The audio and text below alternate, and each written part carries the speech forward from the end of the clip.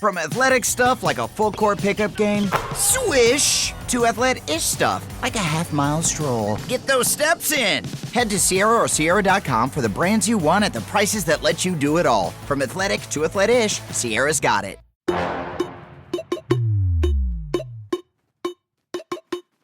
We work hard to strike the right amount of intelligence and ignorance. The Last Show with David Cooper. Would you believe me if I told you a former U.S. president said aliens are real? Well, that's exactly what happened. Former President Obama, in an interview on a podcast called No Lie with Brian Tyler Cohen, said that aliens are real and the internet is going wild. And I could not think of anyone else to discuss this with that I'd rather discuss it with than Dr. Lee Kunla, a political science professor at Humber Polytechnic. He co-hosts a great conspiracy theory podcast called The Uncover Up. Lee, it is a joy having you here. Thanks, David. Thanks for having me. And you know what? I'm happy to be talking about this with you, too. This is going to be fun.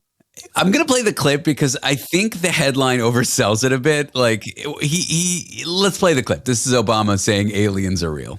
They're real, but I haven't seen them, and they're not being kept in, what is it? Area 51. Area 51. There's no underground facility unless there's this enormous conspiracy and they hid it from the President of the United States. What was the first question you wanted answered when you became president?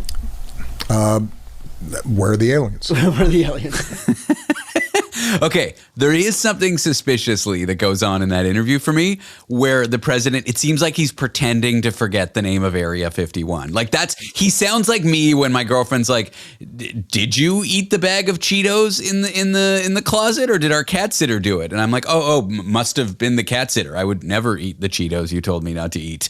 You know, like it sounds like he's lying. That's the main thing for me there. That's interesting. It's interesting that that's what you pick up on. I kind of feel like it's a little bit more of him just being like, oh, you kids, what do you kids call it? Area 51, right? Whereas, the real secret facility, we Area 52, I guess. I don't know. Yeah, exactly. That's the one we can't tell you about. But he just so confidently said they're real without saying like, it's pretty probable that there's life out there in the universe given the number of planets we've discovered in our own galaxy and the number of stars and blah, blah, blah, and the abundance of carbon. Like he could have kind of given an answer like that, but to just say, they're real. I get why conspiracy theory loving people are running with this one.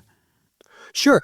I think it's interesting, even for the rest of us too, where somebody is saying something that's quite astounding, and we take him as an authority figure of some repute in this world because he would have access to secret information. And so if he knew about it, then he might be in a position that's better than Neil deGrasse Tyson or some of the scientists who also have come out and made statements about aliens. Maybe he knows something. But that is certainly the impression it gives, right? The problem here is that we know Obama, as he said in the interview, was interested in aliens right from the get-go. Like he was like, hey, like the rest of us. He's like, if I get into office, maybe I'll know this. He's not even the first president, though, to be curious about this. Bill Clinton, I forget who he tapped for head of justice, Department of Justice, but the person he tapped, he said beforehand, he was like, listen, if I give you this job, will you tell me if there's aliens at Area 51? So Clinton was interested too, and we know that Carter actually saw a UFO. I don't know if it was before he had become president or in the run-up to becoming president or even when he was a president, but he was also a believer in UFOs. The idea then that presidents are not like the rest of us who have, beliefs and opinions about things. I don't know. I think just the fact that he said it, I'm like, yeah, there's probably a lot of people in the government of the United States who believe that aliens are real, whatever that might mean. But there's those people that believe in the concept of deep state, or there's some secrets that governments even keep from their presidents. I just saw this movie from last year or the year before called The Gorge, and it's some disaster struck and zombies got created, and the Soviet Union and the US are protecting this, zombie area, and they don't even tell their leaders about it kind of thing. So there are those that'll say even if they didn't tell Obama the aliens are real, they still got him kind of thing. Sure. And that is a problem more generally with the way secrecy works within the United States and probably across the board in terms of like secret agencies, is that even if you have top level clearance, people don't just walk up to you and tell you stuff, right? You need to be cleared for the projects that you are researching and working on. And even as the president, you don't have access necessarily to everything. There is, of course, things like plausible deniability. We don't want to tell the president everything in case what we are doing comes back and, becomes a political problem. There are reasons we don't necessarily loop the president in on everything, or that we would loop people with top secret security clearance in on everything. That itself isn't super suspicious. That's just the way secrecy works. Yeah, like when a friend tells you they've figured out some way to cheat on their taxes, it's like, dude, do not tell me. I don't want to have to testify in your trial. Exactly. So, what we would want is him to say, okay, look, I can't tell you the details about it, but I was in the room and I got a briefing about this and this event that happened at this and this time. We don't get any of those details in that clip. Basically, we get a pretty generic statement that aliens are real, one that without further qualification, I too would agree with. Given people on the internet and their attention span, Obama says, yeah, they're real in the first 5 seconds of the interview. That's basically the amount of time someone's going to spend on a short form video platform scrolling. Exactly. And then that's all you need to make it be an expert these days. There are a lot of people basically saying, okay, this is the proof we need. Aliens live among us. Exactly, especially then when you already begin with the bias that I believe in aliens, and then you have a president who says, yep, there are aliens, and then you're like, okay, great, case closed, like we've solved it. We are, though, and look, this has been happening over and over again just in the last couple of years, right? We had David Grush come forward. He was the whistleblower from 2 years ago in the summer who was like, I'm part of this, or was part of this super secret alien recovery project. And I know that there are UFOs and I know that they're aliens. Oh, he also says he didn't see them and he doesn't actually have any solid proof. So when do we get beyond this?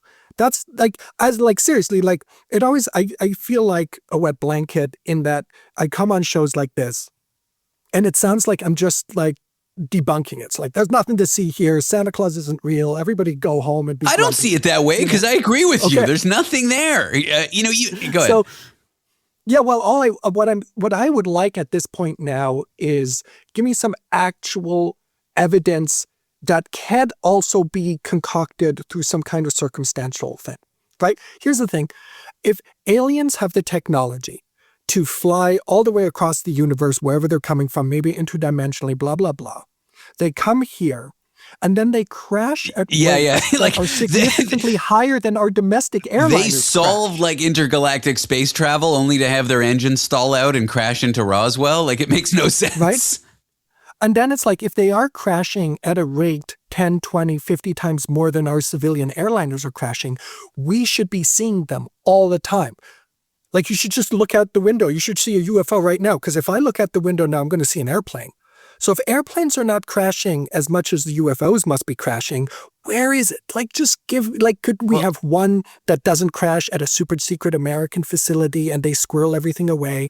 Could we just have a crash in New York City? That would be pretty cool. Just don't come to my apartment. And then we just get this stuff and then we can all just be like, okay. Look, the real explanation is way less fun than the clip. It's Obama was in a speed round of questions. The guest was asking him rapid fire questions. Obama later says, I was just answering in the spirit of the speed round. And he says the statistical chance of life out there is probable, but he's seen no evidence for it. He clarifies, and we should just accept that. It's not a fun response, but it's the most plausible one. And that's all we can really go on right now. That's what you get from me. It's not fun, but plausible. All right. Well, Lee, I love having you on the show. Thanks for going through this one with me. It went by like a breeze. You're welcome. All right. You can check out Lee Kunla's podcast, The Uncover Up. It's a great listen. He's got an upcoming episode where they cover the Snowden files. Yeah. Lee Kunla's a political science professor at Humber Polytechnic. Again, his podcast is called The Uncover Up. Monster Energy. Everybody knows White Monster, Zero Ultra. That's the OG. It kicked off this whole zero sugar energy drink thing. But Ultra is a whole lineup now. You've got Strawberry Dreams, Blue Hawaiian, Sunrise, and Vice Guava. And they all bring the Monster Energy punch. So if you've been living in the white can, branch out. Ultra's got a flavor for every vibe. And every single one is zero sugar. Tap the banner to learn more.